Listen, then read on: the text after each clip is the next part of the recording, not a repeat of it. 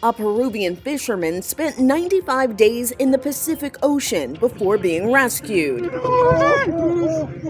Imagine being lost in the endless, unforgiving ocean with no land in sight, your boat battered by fierce storms, your supplies running out, and no hope in sight. Now, imagine surviving for 95 days under such impossible circumstances. Sounds like the plot of a Hollywood blockbuster, right? But this is a true story. Today we're talking about Maximone Napa. Known to his friends as Gaton, which means big cat in Spanish, a 61-year-old Peruvian fisherman whose faith, perseverance, and trust in God carried him through the most harrowing ordeal imaginable.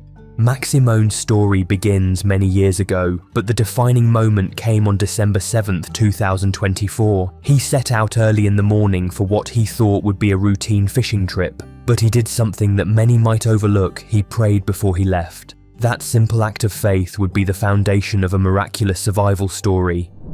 The power of prayer before the storm. Maximone always begins his trips with prayer, as he shared with the Catholic news agency, but before heading out, I kneel. I never stop asking God to take me out and bring me back. Never. And I pray for my children and my mother. That unwavering trust in God's protection was part of his routine, a spiritual shield he relied on every time he went out to sea. And isn't it comforting to think that when we entrust ourselves to God's care, we're not alone? That divine presence is always near, especially in our moments of vulnerability. Little did Maximone know that his prayer would soon be put to the ultimate test, that his faith would become his lifeline in the most extraordinary way.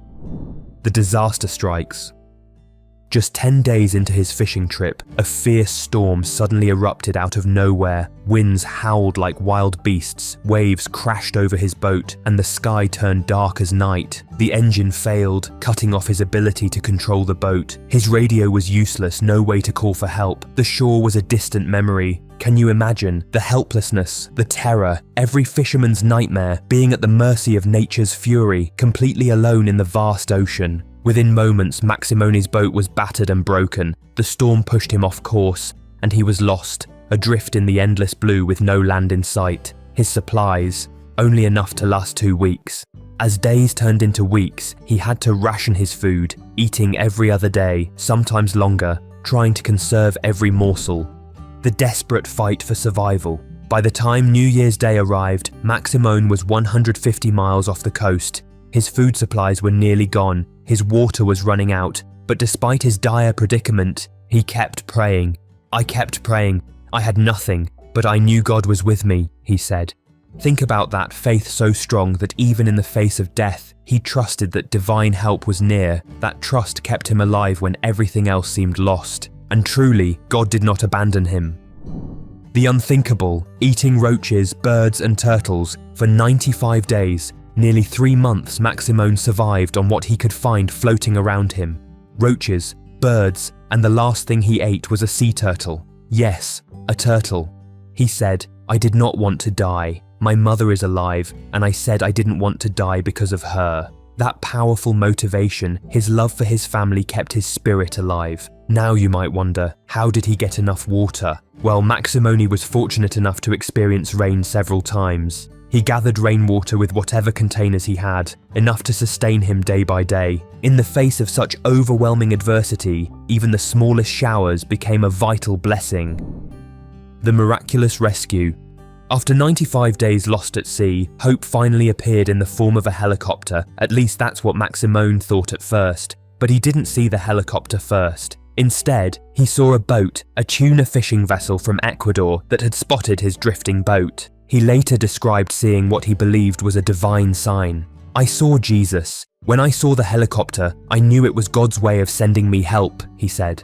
It was a moment of divine intervention, a miracle. The crew on the Ecuadorian tuna boat responded swiftly, sending the helicopter to rescue Maximone. When he was finally pulled aboard, the scene was overwhelming. The crew gathered around him, hugging him tightly, overwhelmed with emotion. The scene was a testament to faith, perseverance, and divine guidance. The emotional reunion. And the story doesn't end there. Once on the fishing boat, Maximone was reunited with his family. His brother was waiting for him, tears streaming down his face as they embraced an emotional, tear-filled reunion. He later told reporters, "I'm thankful to God for giving me another chance. I was with him. I didn't want to die." That raw emotion reminds us that faith can carry us through even the darkest valleys. It's a testament that hope and trust in God can bring light into our bleakest moments. Reflection, faith, hope, and divine intervention. Maximone's story is a powerful testament to unwavering faith. Despite being stranded, starving, and exhausted, he trusted that God was with him. That belief sustained him through the loneliest, most desperate days of his life. Sometimes it's in our lowest moments that we feel God's presence most vividly. His faith became Maximone's lifeline, a spiritual anchor amid chaos. And it reminds us all, no matter how dire our circumstances, prayer and faith are potent sources of strength. They're the divine tools that can carry us through. Personal stories and reflection. I think about times we all face struggles and moments of loneliness, fear, or uncertainty. We're wired for connection. We need community, support, and faith to sustain us. That's why prayer is so powerful, because it's a direct line to the divine, reminding us that we're never truly alone. And I think about the show Alone, where people endure days in the wilderness, uncold, hungry, isolated. The hardest part isn't just the physical pain, but the emotional toll of loneliness. We're social creatures designed for connection. That's why faith, prayer, and trust in God are so vital. They remind us that even in our solitude, we are surrounded by divine love. The power of faith in difficult times. Remember the story of the boys trapped in the mine for 5 days? Prayer and faith carried them through. In Maximone's case, those prayers kept him alive in the vast, lonely ocean.